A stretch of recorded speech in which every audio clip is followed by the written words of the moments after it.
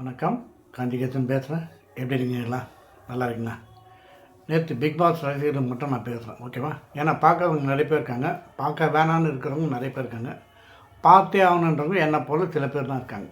அவங்களுக்காக நேற்று big Boss show பார்த்தேன். படு வருஷங்க. அதாவது நான் இந்த கார்ட் டாஸ்க் ஒன்று கொடுத்தாங்க. இது வரைக்கும் யார் யார் எப்படி எப்படி ஆனால் இது வரைக்கும் போர் கேம் தான், அது வேறு விஷயம். வந்தவங்கெல்லாம் சும்மா அந்த மிச்சர் சாப்பிட அப்படி பிக் பாஸ்னு தெரியல, ஒன்றுமே தெரியல. இந்த லவ் கண்டென்ட்டுக்கு மட்டும் பிக் பாஸ் வந்து ஒரு அவரே ஏற்பாடு பண்ணி இது பண்ணுறாரா தெரியல. ஏன்னா இந்த நியூ இயர் செலிப்ரேட் பண்ணும்போது கூட பாரு அண்ட் கம்மு அந்த ரொம்ப அவங்களுக்காக மீதி பண்ண எக்ஸ்ட்ராஸ் மாதிரி இருந்தாங்க. இதில் வீக்லி ஒருத்தர் வருவார் பாருங்க, வந்துட்டு ஓர்ஸுன்னு அவர் வந்து அதான் அந்த வார்டில் இந்த ஹாஸ்பிட்டலாம் வார்டு டாக்டர்னு ஒருத்தர் வருவார். அப்படி ரவுண்ட்ஸ் வந்துட்டு போயிடும். அது மாதிரி வாரம் வந்துட்டு கம்மு பாரு அப்படின்னு தான் கூப்பிடுவார். அவங்கள ஃபுல் நேம் வச்சு கூப்பிட்டது எத்தனை டைமில் நீங்களே செக் பண்ணுங்கள். பார்த்தவங்க நிறைய வாட்டி கூப்பிடல, கம்மு பாரு அப்படின்னு தான் கூப்பிடுவார். ஏன்னா அவருக்கு ரொம்ப பிடிக்கும் பொழுது விடுங்க, அவரும் பாவம் சொல்லிட்டார், நானும் பைசாக்காக தான் வரேன் அப்படின்னு. நேற்று அந்த சாண்ட்ரா பற்றி தெரியும். அந்த அம்மா ப்ரெக்னென்ட் போனதுலேருந்து குழந்தைய அதாவது அந்த ஏக்கத்தில் இருந்தாங்க அப்படின்னு ஒரு மாதிரி ட்ராமா பண்ணாங்க, ஆக்டராவோ அப்படின்னு. நேற்று இந்த கார் டாஸ்க்னு வச்சாங்க. அதாவது பிக் பாஸ் 1 வந்தது இது.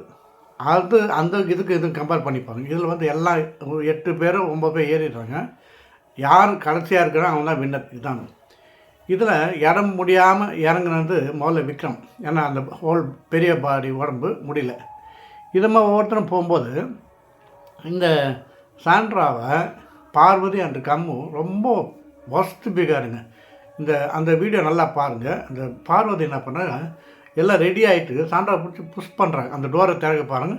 அப்போ கமருதீன் உட்காந்து இங்கேருந்து அந்த டோரை திறக்க ஓப்பன் பண்ணுறாங்க. காலில் அப்படியே எட்டி உதைக்கிறாங்க, விழுந்துடுறாங்க. இது எந்த விதத்தில் நான் அந்த டைமில் கூட பிக் பாஸ் எதுவும் சொல்ல. அந்த டைமில் வந்து வினோத் சாபரி இவங்கெல்லாம் போயிட்டு டாக்டர்கிட்ட போகிறாங்க. டாக்டரும் கட்டு போட்டு அனுப்பிச்சிடுறாரு. ஏன் இவ்வளோ அதோட நீங்கள் 4 பேனா கத்தி கொடுத்துடலாம்.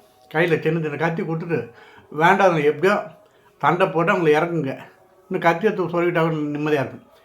இதே வெளியே இந்த கேஸ் நடந்தால் போலீஸ் கேஸ் ஆகிருக்கும், ஓகேங்களா? இது வந்து லிட்டரலி ஒருத்தர் மர்டர் பண்ணுறது சமம். இதை இன்றைக்கி வர ஓர்ஸ் கேட்பாரா? டைம் இருக்குது. ஓர்ஸ் கேட்பாரான்னு பார்க்கலாம். ஏன்னா அவர் வந்தவொடனே பாரு கம்மு போன வாட்டி நான் கிளாப் பண்ணிட்டு வரேன்னு சொல்லிட்டு போகிறார். அது மாதிரி போகாமல் இன்றைக்கி வந்து இவங்களுக்கு 2 பேருக்கு ஏதாவது பண்ணணும். இனிமேல் என்ன இது பண்ணி அவங்க பைசா சம்பாதிச்சிட்டாங்க. இதை மாதிரி பிஹேவியர் எந்த கேம்லையும் வரக்கூடாதுங்க. ரொம்ப worst. Tamil Bigg Boss very worst.